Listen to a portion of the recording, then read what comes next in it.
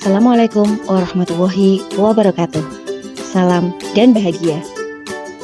Video kali ini adalah koneksi antar materi modul 2.1 tentang pembelajaran untuk memenuhi kebutuhan belajar murid.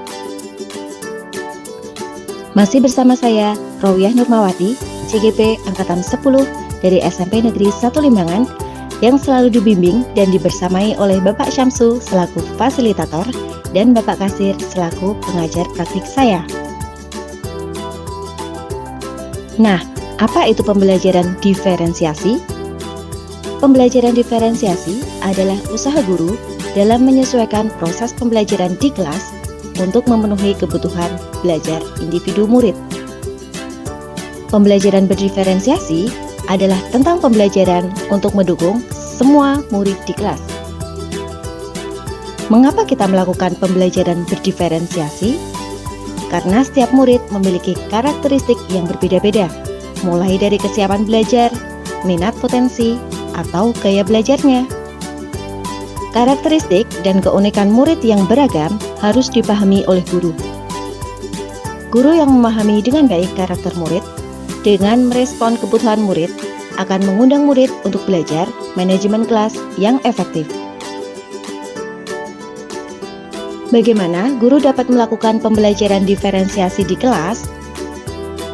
Agar dapat melakukan pembelajaran diferensiasi di kelas, guru harus 1.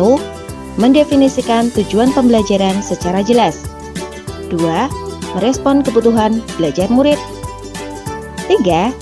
Menciptakan lingkungan belajar yang mengundang murid untuk belajar. 4. Melakukan manajemen kelas yang efektif. Dan yang kelima, melakukan penilaian yang berkelanjutan.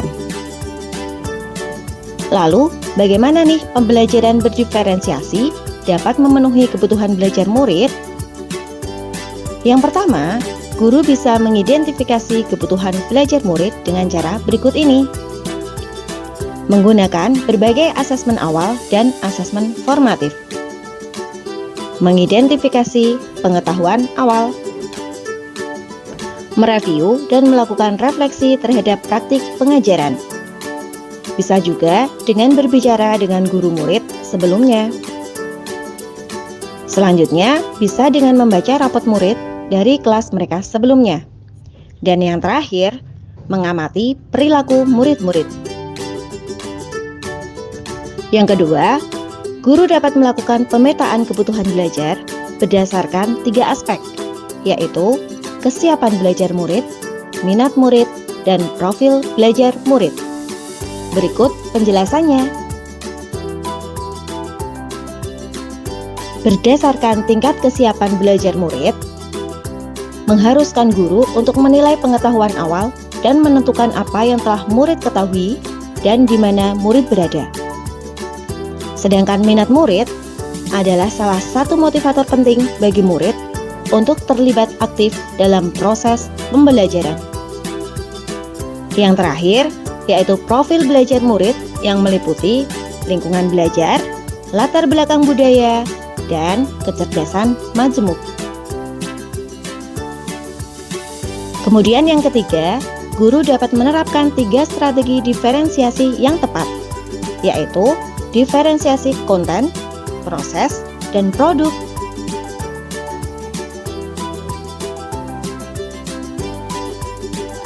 Guru dapat melakukan salah satu atau kombinasi di antara ketiganya.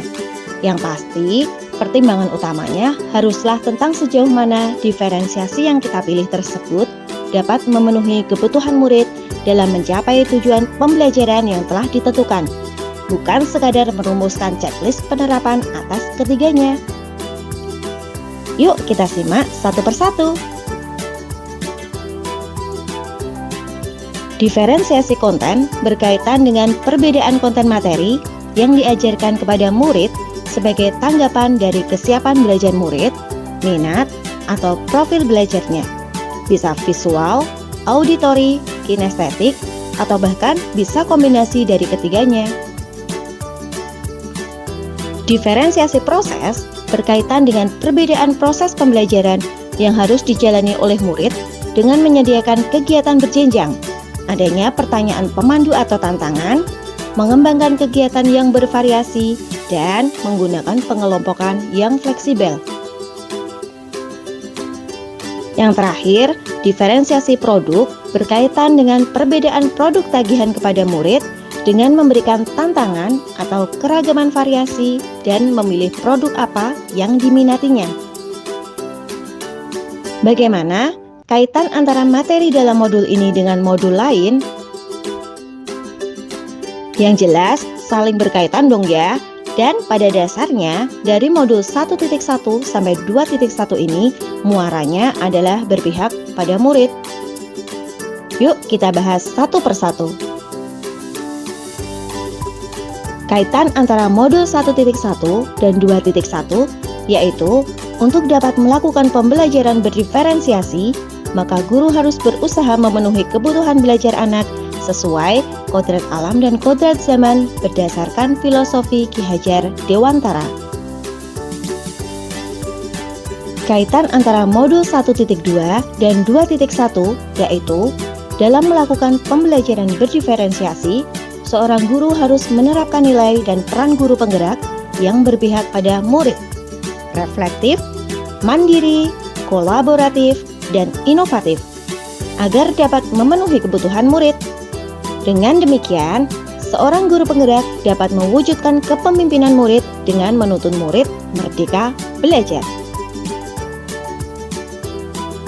Kaitan antara modul 1.3 dan 2.1 yaitu untuk menciptakan pembelajaran berdiferensiasi, guru penggerak harus mampu berkolaborasi dan mengidentifikasi kekuatan yang dimiliki oleh sekolah, sehingga mampu mendukung terwujudnya visi dan mendukung perkembangan murid berdasarkan pemetaan kebutuhan murid. Kaitan antara modul 1.4 dan 2.1 yaitu budaya positif adalah perwujudan dari nilai-nilai atau keyakinan universal yang diterapkan di sekolah. Lingkungan belajar yang mendukung diferensiasi dibangun dengan menerapkan budaya positif. Guru memiliki peran yang sangat penting dalam membentuk atmosfer lingkungan yang positif.